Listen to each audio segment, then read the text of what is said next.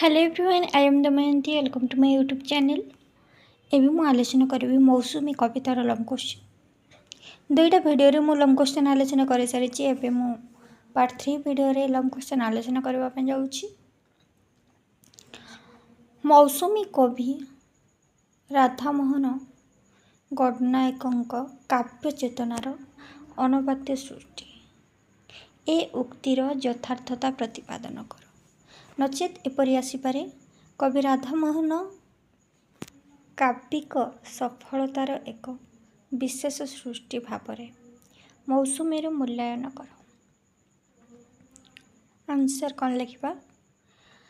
ପାଶ୍ଚାତ୍ୟ କବି ବି ଶେଲି ତାଙ୍କର ୱେଷ୍ଟଉଇଣ୍ଡ କବିତାରେ ୱେଷ୍ଟଉଇଣ୍ଡକୁ ଦ୍ୱିତୀୟ ଭାବର ପ୍ରତୀକ ରୂପେ ଉପସ୍ଥାପନ କରି ଲେଖିଥିଲେ ଯେ ଏହା ହେଉଛି ନଷ୍ଟକାରୀ ଏବଂ ପୁଷ୍ପକାରୀ। କବି ରାଧାମୋହନ ଗଡ଼ନାୟକ ତାଙ୍କର ମୌସୁମୀ କବିତାରେ ସେହିଭଳି ଭାବରେ ପ୍ରକାଶ କରିଛନ୍ତି। ମୌସୁମୀ ଦୈତ୍ୟ ସତ୍ତା ଏକ ରୂପରେ। ସେ ମୌସୁମୀ ହେଉଛି ରୁଦ୍ର, ଯେଉଁ ଭୟଙ୍କର, ଯେଉଁ ଉଗ୍ର ତାଣ୍ଡବ ନୃତ୍ୟ କରିପାରନ୍ତି। ସେଇ ପୁଣି ହେଲେ ସୃଷ୍ଟିର ମଙ୍ଗଳକାରୀ ଶିବ, ମଙ୍ଗଳମୟ ସେ।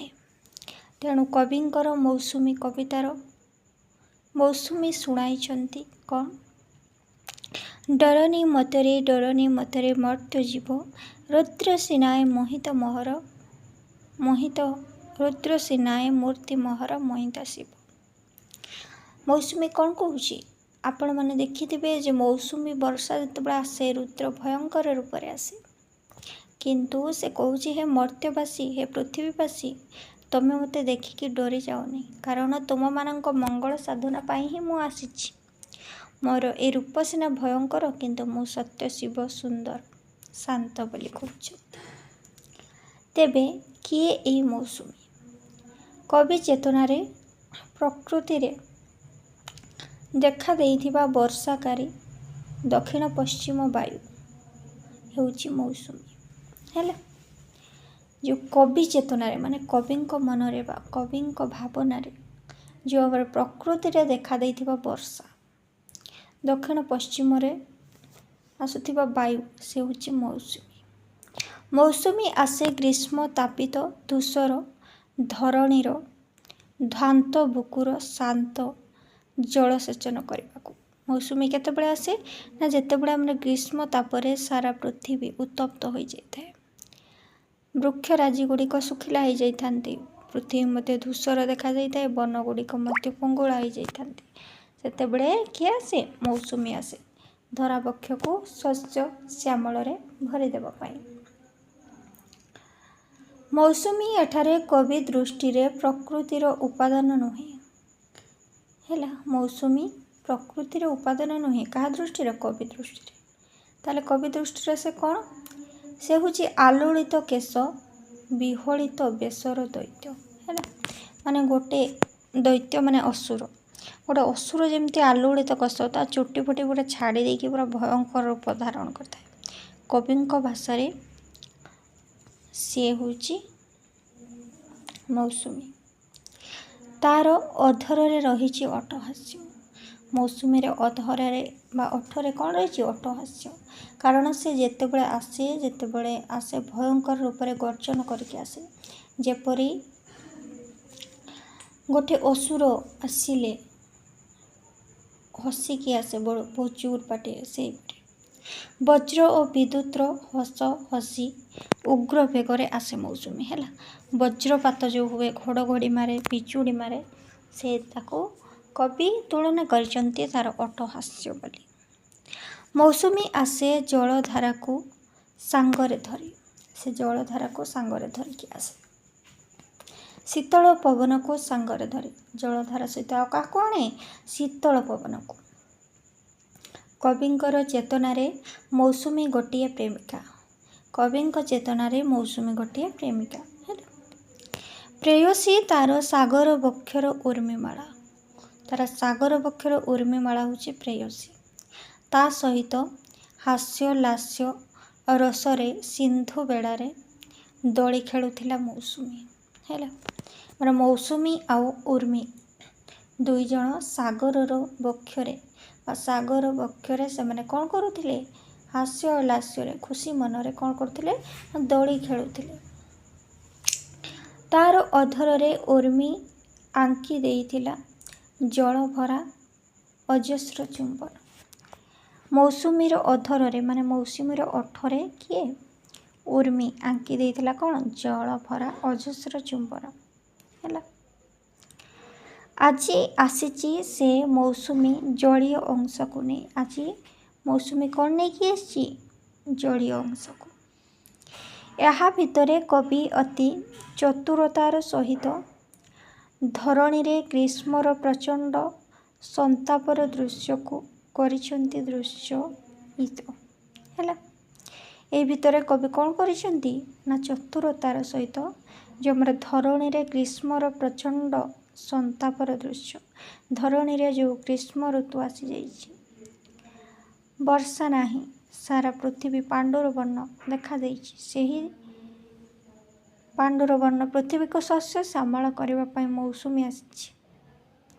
ତ ସେହି ଦୃଶ୍ୟକୁ ଦର୍ଶାଇଛନ୍ତି କବି। ଗ୍ରୀଷ୍ମ ତାପରେ ହଜିଛି ସବୁଜ ବନର ସବୁଜିମା। ଗ୍ରୀଷ୍ମ ତାପରେ ସବୁଜ ବନର ଯେଉଁ ସବୁଜିମା, ବନଗୁଡ଼ିକ ଯେଉଁ ସବୁଜ ଥାଆନ୍ତି, ସେ ସବୁଜିମା ହଜିଯାଇଛି ଆଉ ଧୂସର ବର୍ଣ୍ଣ ହୋଇଯାଇଛି। ହଜିଛି ଫୁଲ ବନର ସତେଜତା। ଯେଉଁ ଫୁଲ ଫଳରେ ଭରପୁର ହୋଇଯାଇଥାଏ ବନ, ସେଟା ମଧ୍ୟ ହଜିଯାଇଛି। ଗଛ ଗୁଡ଼ିକ ସବୁ ଥୁଣ୍ଟା ହୋଇଯାଇଛନ୍ତି। ଆକାଶରେ ଉଡ଼ୁଥିବା ବକମାନେ ଜଳାଭାବରୁ ସାଗର ବକ୍ଷରେ ଖସି ପଡ଼ୁଛନ୍ତି। ହେଲା, ଆକାଶରେ ଯେଉଁ ବଗମାନେ ଉଡ଼ୁଛନ୍ତି, ସେମାନେ ଗ୍ରୀଷ୍ମର ତାପ ସହି ନ ପାରି, ଏତେ ଜୋର ଗରମ ହେଉଛି, ଯେହେତୁ ଖରା ହେଉଛି, ତେଣୁ ଏ ଗ୍ରୀଷ୍ମର ଉତ୍ତାପ ସହି ନ ପାରି ସେମାନେ କ'ଣ କରୁଛନ୍ତି? ଜୀବନ ରକ୍ଷା ପାଇଁ ସାଗର ବକ୍ଷକୁ ମାନେ ସମୁଦ୍ର ବକ୍ଷକୁ ସେମାନେ ଝାସ ଦେଉଛନ୍ତି ଆଉ ମୃତ୍ୟୁବରଣ କରୁଛନ୍ତି। ଧରଣୀ ହୋଇଛି ବିଦୀର୍ଣ୍ଣ। ହେଲା, ଆ କରି ବିକଳରେ ସେ ଚାହିଁଛି ଦୂର ଆକାଶକୁ। ଚାତକ କଣ୍ଠରେ ଭରି ଯାଇଛି ବିକଳତା। ଚାତକ ପକ୍ଷୀ କେବଳ ସେ ବର୍ଷା ପାଣି ହିଁ ପିଏ। ଉପରୁ ପଡ଼ୁଥିବା ପାଣି, ସେ ତଳ ପୋଖରୀ ନଈ ପାଣି ପିଏନି।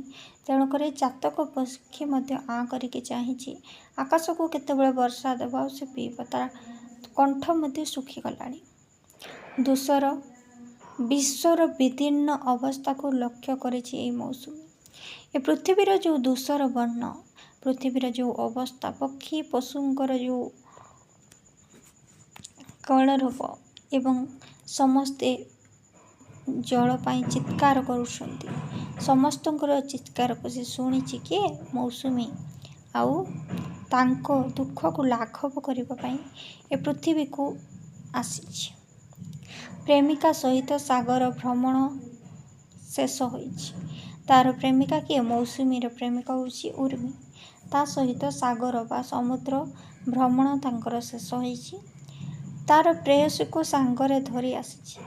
ସେ ଯେତେବେଳେ କହିଛି ଯେ ତା ପ୍ରେୟସୀକୁ ତମେ ଥାଅ, ମୋତେ ଯିବା ପାଇଁ ପଡ଼ିବ ମର୍ତ୍ତ୍ୟକୁ, କାରଣ ମର୍ତ୍ତ୍ୟ ଲୋକଙ୍କ ଜୀବନ ବଞ୍ଚାଇବା ପାଇଁ ବା ତାଙ୍କର ମଙ୍ଗଳ ପାଇଁ, ସେ ସମୟରେ ଉର୍ମି କହିଛି ଯେ ତମେ ଯଦି ଯିବ, ମୁଁ ବି ତୁମ ସହିତ ଯିବି। ମୁଁ କ'ଣ ତୁମର କେବଳ ପ୍ରେମ ସଙ୍ଗିନୀ? ମୁଁ କ'ଣ ତୁମର କର୍ମ ସହି ହେଇପାରିବିନି? ତ ସିଏ ତେଣୁକରି ଉର୍ମିକୁ ମଧ୍ୟ ନେଇକି ଯାଇଛି। କିଏ? ମୌସୁମୀ ସାଙ୍ଗରେ ଧରି ଯାଇଛି। କେଉଁଠି? ପୃଥିବୀକୁ। ସେ ପ୍ରବଳ ବେଗରେ ବର୍ଷି ଯାଇଛି। ପ୍ରବଳ ବେଗରେ ବର୍ଷି ଯାଇଛି। ସେ ନମ୍ର କମ୍ର ନୁହେଁ, ଉଗ୍ର ବେଗରେ। ସେ ନମ୍ର ବା ଧୀର ବେଗରେ ନୁହେଁ, ଉଗ୍ର ବେଗରେ ଅଗ୍ରସର ହୋଇଛି, ମାନେ ଜୋରରେ ଯାଇଛି। ଉଦ୍ଦେଶ୍ୟ ବାରି ବର୍ଷଣ କରି ଶାନ୍ତ କରିଦେବ ଗ୍ରୀଷ୍ମର ଉତ୍ତାପକୁ। ହେଲା, ସେ ବର୍ଷା ହେଇକି କ'ଣ କରିବ? ନା ଉତ୍ତାପ, ଗ୍ରୀଷ୍ମର ଯେଉଁ ଉତ୍ତାପ, ଗ୍ରୀଷ୍ମର ଉତ୍ତାପରେ ଯେଉଁ ଧରାବକ୍ଷ ହୁତୁ ହୁତୁ ହେଇ ଜଳୁଛି, ତାକୁ ସେ ଶାନ୍ତ କରିବ। କବି ରାଧାମୋହନ ଗଡ଼ନାୟକ ମୌସୁମୀ କବିତାରେ ଧ୍ୱଂସ ଭିତରେ ହିଁ ଦର୍ଶାଇଛନ୍ତି ସୃଷ୍ଟିର ଲୀଳା। ଧ୍ୱଂସରେ କିପରି ସୃଷ୍ଟିର ଲୀଳା ଦର୍ଶାଇଛନ୍ତି। ଏଥିରେ ପ୍ରଳୟ ଅଛି ପ୍ରଣୟର ଆହ୍ୱାନ। ଏହା ଦ୍ୱାରା ଧାରାର ମଙ୍ଗଳ ହୋଇଛି। ବର୍ଷା ଆସିବା ଦ୍ୱାରା ଧରା ବା ପୃଥିବୀର ମଙ୍ଗଳ ହୋଇଛି। ଉପଯୁକ୍ତ ଶବ୍ଦ ଛନ୍ଦ ପ୍ରୟୋଗରେ ଅସାମାନ୍ୟ ନାଟକୀୟତା ଏହି କବିତାକୁ କରିଛି ଏକାନ୍ତ ଅନବାଦ୍ୟ। Question number 2। ମୌସୁମୀ ଅକାଳ ପ୍ରଳୟ ବର୍ଷାର ଝଡ଼ ନୁହେଁ, ବରଂ ଏହା ସୃଷ୍ଟିକାମୀ। ଏହାର ସତ୍ୟତା ପ୍ରମାଣ କର। ନଚେତ୍ ପ୍ରଳୟ ଭିତରେ କିପରି ପ୍ରଣୟର ପ୍ରେରଣା ଆସିଛି ପଠିତ କବିତାରୁ ପ୍ରମାଣ କର। ସ୍ୱାଧୀନତା ପୂର୍ବରୁ ଲେଖନୀ ଚାଳନା କରି ଚଳିତ ଶତାବ୍ଦୀର ଶେଷ ପର୍ଯ୍ୟନ୍ତ ଓଡ଼ିଆ କାବ୍ୟଧାରାକୁ ସମୃଦ୍ଧ କରି ଆସିଥିବା ଗୀତି ଓ ଗାଥା କବି ରାଧାମୋହନ ଗଡ଼ନାୟକଙ୍କର ମୌସୁମୀ ଏକ ଅସାଧାରଣ କବିତା। ସମ୍ପୃକ୍ତ କବିତାରେ କବି ଗଡ଼ନାୟକ ପ୍ରକୃତି ଉପରେ ମାନବୀୟ ସତ୍ତା ଆରୋପଣ କରାଇଛନ୍ତି। ଗ୍ରୀଷ୍ମର ସନ୍ତାପିତ ଧୂସର ଧରିତ୍ରୀରେ ଆଦ୍ୟ ଆଷାଢ଼ର ବାରିଧାରା ଆଣି ଧାରାରେ ଉପଗତ ହୁଏ ମୌସୁମୀ ବର୍ଷା। ମୌସୁମୀ ବର୍ଷା ଆସେ ଆକାଶରେ ଛାଇଯାଏ କଳା ବାଦଲ। ଆକାଶ ସାରା ପୂରିଯାଏ ବିଦ୍ୟୁତ୍ ଦ୍ୟୋତନ। ବଜ୍ରପାତ ଏବଂ କୁଆପଥର ବର୍ଷାରେ ଧରଣୀରେ ଆସେ ବିପ୍ଳବ। ଧରଣୀବାସୀ ହୁଅନ୍ତି ଆତଙ୍କିତ ଶଙ୍କିତ। ଧରାବାସୀଙ୍କର ମନରସରୁ ଭୟ ଏଡ଼ାଇ ଦେବାକୁ ଏଇ ରୁଦ୍ର ରୂପ ମୌସୁମୀ ଶୁଣାଏ ଡର ନିମତରେ ମର୍ତ୍ତ୍ୟଜୀବ। ମୌସୁମୀର ଯେଉଁ ଭୟଙ୍କର ରୁଦ୍ର ରୂପ, ସେ ଭୟଙ୍କର ରୂପକୁ ଦେଖିକି କାଳେ ଲୋକମାନେ ଡରିଯିବେ। ତେଣୁକରି ମୌସୁମୀ କ'ଣ କହେ? ଡରନି ମତରେ ମର୍ତ୍ତ୍ୟଜୀବ, ହେ ମର୍ତ୍ତ୍ୟଜୀବ ତମେ ମୋତେ ଡରନି। ରୁଦ୍ର ସିନାଏ ମୂର୍ତ୍ତି ମୋହର ମୋହିତ ଶିବ ମୋର। ରୂପ ସିନା ରୁଦ୍ର ଭୟଙ୍କର, କିନ୍ତୁ ମୁଁ ହେଉଛି ସତ୍ୟ ଶିବ ସୁନ୍ଦର। ଏଠି ମୌସୁମୀ ପ୍ରକୃତିର ଉପାଦାନ ନୁହେଁ, ସେ ରୁଦ୍ର ରୂପରେ ଆସେ, ମାତ୍ର ମଙ୍ଗଳ ବିଧାନ କରିଥାଏ। ତେବେ ଏଇ ମୌସୁମୀ ଥିଲା ଆଉ କେଉଁଠାରେ? ମୌସୁମୀ ଦୀର୍ଘକାଳ ଧରି ସାଗର ବକ୍ଷରେ ସାଗର କନ୍ୟା ଉର୍ମୀ ପ୍ରେମରେ ଥିଲା ବିଭୋର। ସାଗର କନ୍ୟା କିଏ? ଉର୍ମୀ। ତା ପ୍ରେମରେ ବିଭୋର ଥିଲା ମୌସୁମୀ। ଉର୍ମୀ ସହୀର ଚିକୁର ଚୁମ୍ବନ କରୁଥିଲା। ଉର୍ମୀ ସହିତ ମିଶିକି ଚୁମ୍ବନ କରୁଥିଲା। ଉର୍ମୀର ହଲ୍ଲଳତାକୁ କରୁଥିଲା ଆମୋଦିତ। ଏତେବେଳେ କାହାର ଉଷ୍ଣ ନିଃଶ୍ୱାସରେ ତାର ପ୍ରଣୟ ବିଭୋର ମାନସ ସ୍ତବ୍ଧ ହେଲା। ଦୃଷ୍ଟି ମେଲି ଦେଖିଲା ସେ ଆକାଶକୁ। ବଳକା ରାଶି ବା ବଗରାଶି ଖସି ପଡ଼ୁଥିଲେ ସାଗର ବକ୍ଷରେ। ଦେଖିଲା ସେ ଧରଣୀ ହୋଇଛି ଧୂସର ସବୁଜନାନୀ। ଗ୍ରୀଷ୍ମ ତାପରେ ହୋଇଛି ବିକଳ। ଧରିତ୍ରୀ ଆଜି ବିଦୀର୍ଣ୍ଣ। ଚାତକ କଣ୍ଠରେ ତୃଷ୍ଣା ତଟିନୀ ଆଜି ସାଜିଛି ଶୂନ୍ୟଗର୍ଭା। ସମ୍ବେଦନଶୀଳ ହୃଦୟ ତାର ଏକ। ଏ ଦୁରନ୍ତ ଦୃଶ୍ୟ ଦେଖି ସମ୍ଭାଳି ହେଲା ନାହିଁ। କବିଙ୍କ ବର୍ଣ୍ଣନା। ତମାଳ ତାଳିର କାନନିକା ଛାଡ଼ି ବଳକା ରାଶି ମହାସିନ୍ଧୁର ବନ୍ଧୁର ବୁକେ ପଡ଼ୁଛି ଖସି। ଯେଉଁ ବଳକା ବଗପନ୍ଥୀମାନେ ତାଙ୍କର ବସା ଛାଡ଼ିକି ଆକାଶରେ ଉଡ଼ୁଥାନ୍ତି, ତ ଗ୍ରୀଷ୍ମର ତାପ ସହି ନ ପାରି ସେମାନେ ସମୁଦ୍ରରେ ଝାସ ଦେଉଛନ୍ତି।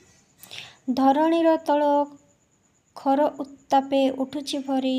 ଶସ୍ୟ ପୁଷ୍ପ ବିତାନ ଯାଇଛି ଜଳି। ଯେତେ ଶସ୍ୟ ଫୁଲ ପୁଷ୍ପ ଫଳ ସବୁ ଜଳି ଯାଇଛି।